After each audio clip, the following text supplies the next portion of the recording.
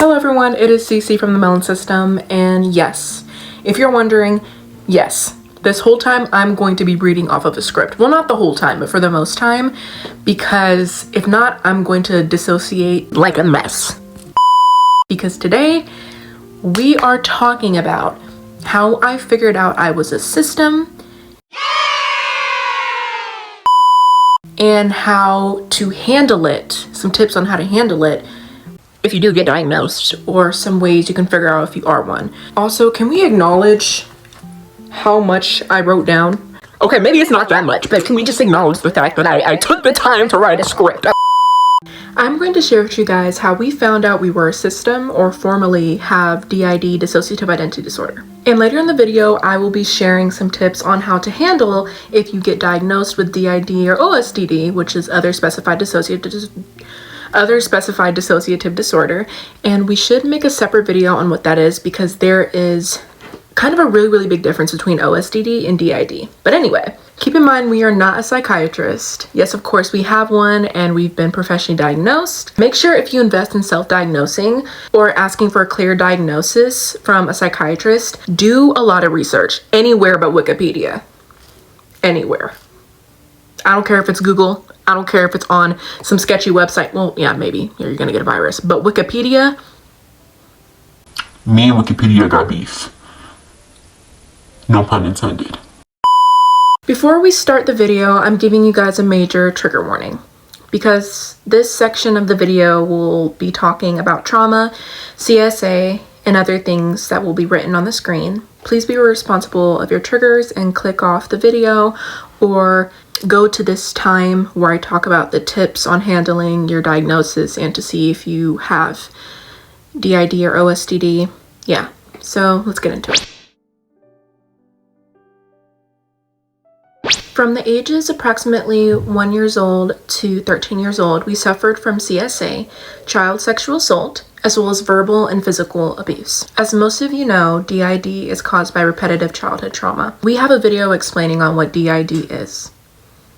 Over the years, this abuse has taken a toll on not only our mental health, but our body as well.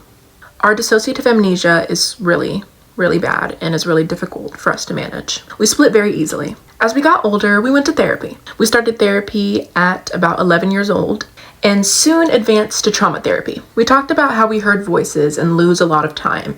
We also struggled with a severe self-harm addiction and anorexia and bulimia. We got evaluated in multiple psychiatric facilities until one of the psychiatrists there told us about DID.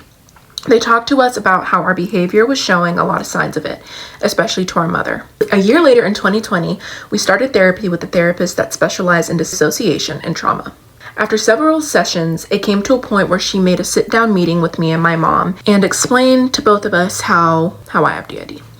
Then we went to a psychiatrist and we had a sit-down meeting with our psychiatrist and our licensed therapist. We had a sit-down talk and we officially got the diagnosis of DID, dissociative identity disorder. Since then, we've been working on our different parts and started EMDR therapy. EMDR is something that we could talk about on this channel, but we prefer not to just right now, but I really do recommend it. Since then, we've been splitting new alters, fusing new alters, healing, getting re-traumatized, healing again, and so on. We've been learning how to stay grounded, but obviously we still have a long way to go and so many other journeys ahead of us.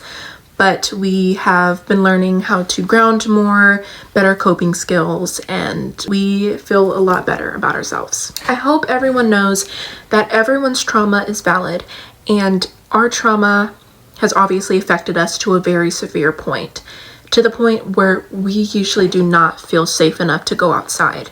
And it's common for a lot of systems, but it is very hard for us to do normal day things.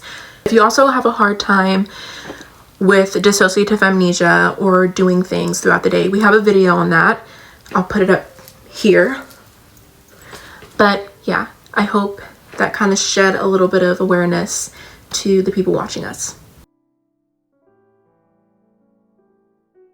Tip 1, as soon as you get diagnosed, please invest in therapy. I know it may sound cliche, but once you get that official diagnosis, it's very important to at least start therapy or have someone that you can talk to. Because the one thing about this kind of diagnosis, once you and your system start to be aware of each other, things can start come clashing down. And I mean it in the way that amnesia walls may become thicker or they may become thinner, and people get really, really aware, really, really comfortable, and things start to kind of collapse onto each other. So it's good that you get a therapist or someone that you can talk to or some kind of support system so you can work on functional multiplicity. A lot of times people can think that fusing is helpful, and it technically is good psychologically, but for a lot of systems it is very, very hard. Sometimes people are against functional multiplicity, but to us and to our psychiatrist, functional multiplicity doesn't always mean encouraging integration or fusing or dormancy. It's more of just learning how to communicate with other alters to be able to do day-to-day life things. It also helps with flashbacks because we have certain alters that will help us through them, and a lot of times, probably this time 2 years ago, if we were filming this video, we would be switching in and out because of this topic.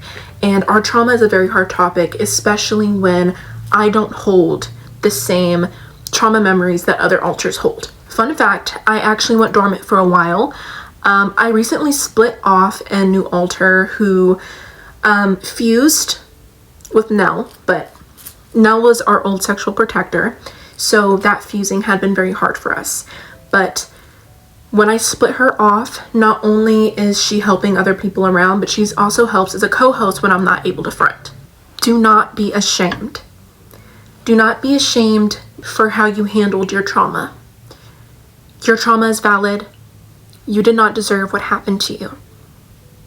And I want you to know that you are valid. Every part of you is valid. And that things do get better, slowly but surely. My last tip is just to be very patient with yourself and your other alters.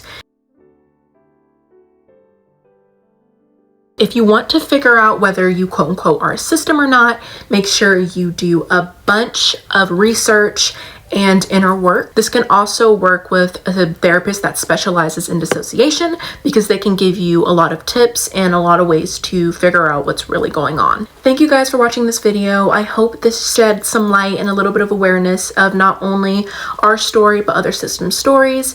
And I really hope this helped some of you understand us, and I hope you guys have a good day. Stay stinky or clean. I don't judge.